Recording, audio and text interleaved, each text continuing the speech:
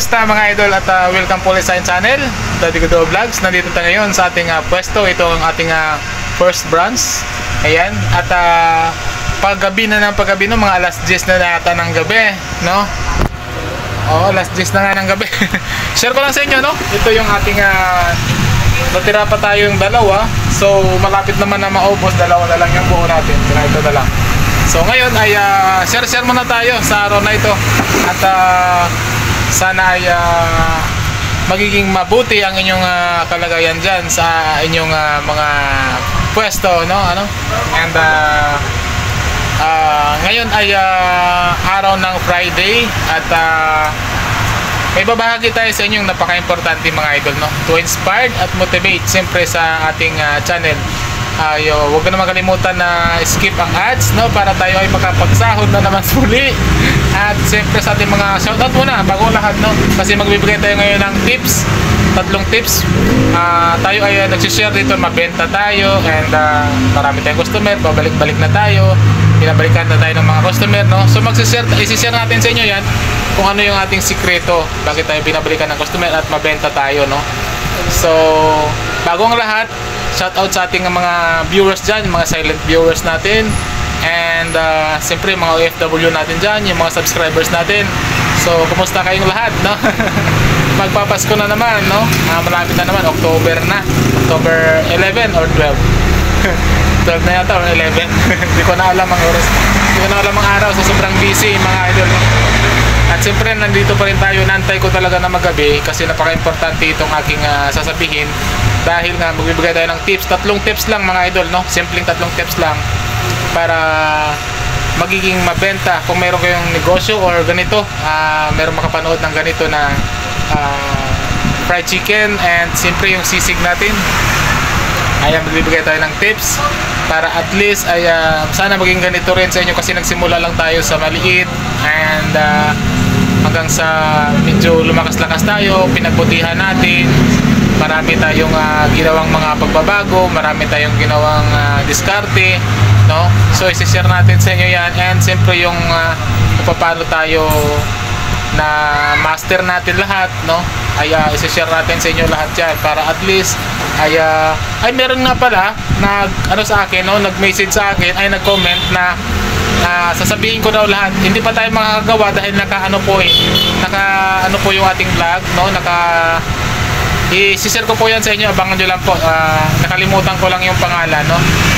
Abangan nyo lang po yun, idol, no? Dahil yung katanungan ninyo, sasagutin po natin yun. Nakasunod-sunod yung ating mga video, so mahirapan tayo na unahin kaagad yung kasagutan dahil nakaayos na po yung ating mga video, no? So yun lang. At abang-abang lang kayo, idol, no, sa inyong comment, sasagutin po natin yan. At maraming salamat sa iyong tanong, no? Hindi ko lang maalala pero naka-screenshot na dito sa ating cellphone. Gagawa natin ng vlog yon, yung tahimik, yung gusto ko yung doon sa bahay, no, para magawa natin ng mas magandang vlog, mas maganda yung ating maipapakita sa inyo, masabi sa inyo, masagot sa inyong mga katanungan. Kasi meron siyang tanong doon mga idol, no? Hindi ko na kasi magalaw yung cellphone kasi naka-video tayo. Basta may tanong doon, so hindi natin masagot muna ngayon dahil nga naka po yung ating vlog, no? Pero sa susunod, abang-abang lang po kayo, ay masasagot po natin yun. Ngayon dito tayo sa ating 3 tips, no? Paano tayo nagiging maayos ngayon, maging mabenta na tayo, okay na, running na po yung ating negosyo. Alam niyo mga idol, napakahirap at napakarami yung mga paraan kung paano tayo magiging mabenta. Pero para sa akin, para sa base sa aking karanasan dito, base sa aking itong 1 year and 9 months na tayo dito sa ating ganitong negosyo, no?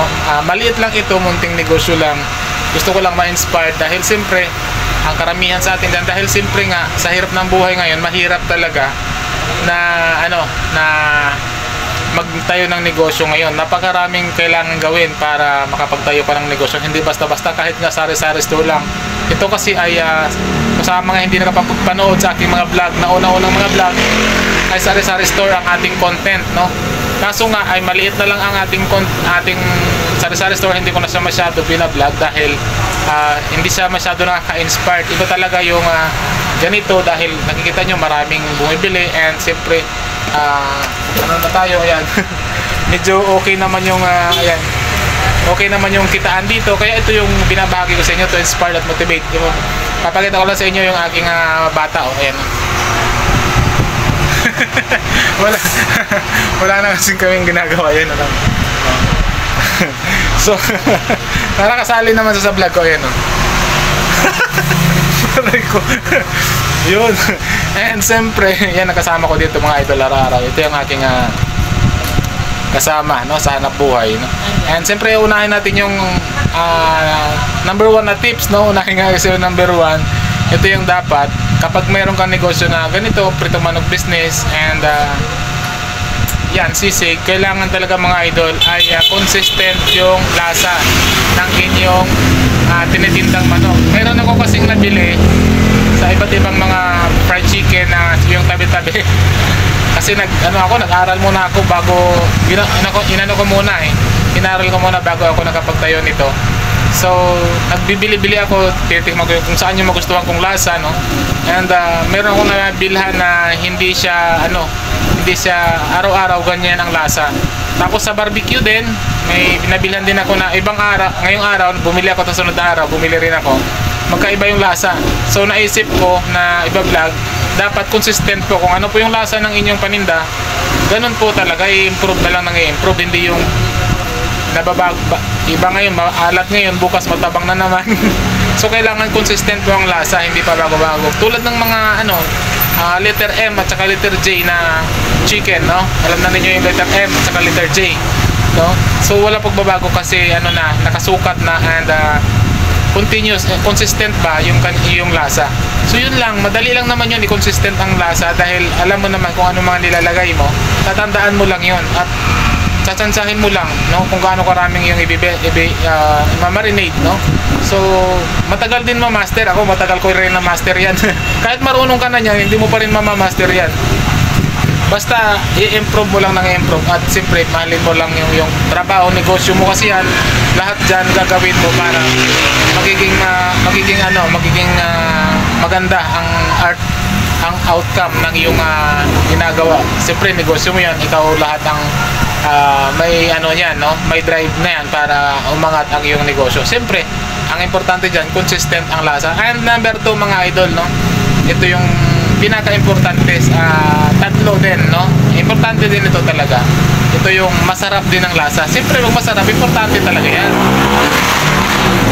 Dahil masarap, ibig sabihin yan, babalik-balikan ka ng iyong customer. Siyempre, masarap lalong-lalo na dito sa amin, no? Kapag halimbawa naman, din naman sa pagka na bagong luto talaga, at mainit na mainit, tas kakainin mo siya, grabe ang yung juicy yung chicken natin. Siyempre branded ang chicken natin. Dapat ganun mga idol, no? Masarap siya, at siyempre yung malinis din. Kahit na simple lang, tulad nito, simple lang yung ating pwesto, pero dapat malinis din, transparent tayo, nakikita nila tayo nagluluto dyan.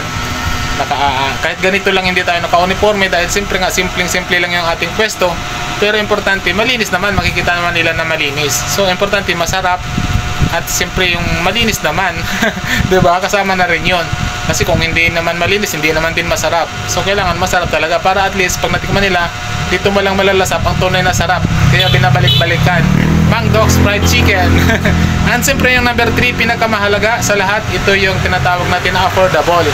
Hindi tayo malaki ang price na tinutubo, no? Hindi masyadong malaki. Kailangan sakto lang para magaang din naman sa bulsa ng mga mamimili, mga customer, mga mahal natin na customer. Kasi ang customer, yan din yung bumubuhay sa negosyo natin. Pag wala yan sila, wala tayong buhay, no?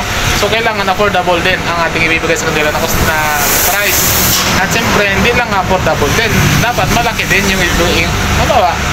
Sakto din kung gaano kalaki yung ibibigay natin sa kanilang chicken. Hindi yung affordable nga, maliit naman, no? So kailangan malaki din yung sakto lang din, hindi rin tayo lugi, hindi rin sila lugi. So walang dayaan, affordable din, di ba?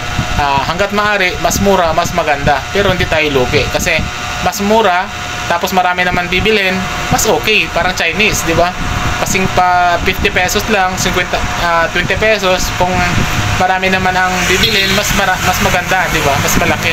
So kailangan affordable talaga. And brand, yung worth it naman yung kanilang pagbili sa atin, yung sakto naman, hindi naman sila nadaya or hindi sakto naman ang lasa, din ayos naman, malinis naman, din masarap naman. So yung tatlong yan ay dapat mayroon kang qualification dyan na lahat dyan ay angkop sa yung tinitinda. Kasi kung wala yung tatlong yan na pinakamahalaga, yung consistent ang lasa, tapos masarap, tapos affordable, kapag wala po yan, marami pa naman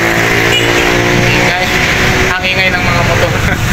Gabi na nga ako nag-vlog para mas maliwanag, pero pasensya na kayo dahil maingay talaga sa gilid dahil yung kalsada. Hindi naman tayo makapag-vlog kasi pag nasa bahay dahil sobrang busy natin, no? Pagising pa lang natin, mag-aatid sundo sa mga anak, then magluluto ako sa tanghali, siyempre. And ngayon, maglilinis pa, magmamarinate pa. So ang mano kasi hindi basta-basta lilinisin, matagal po yan.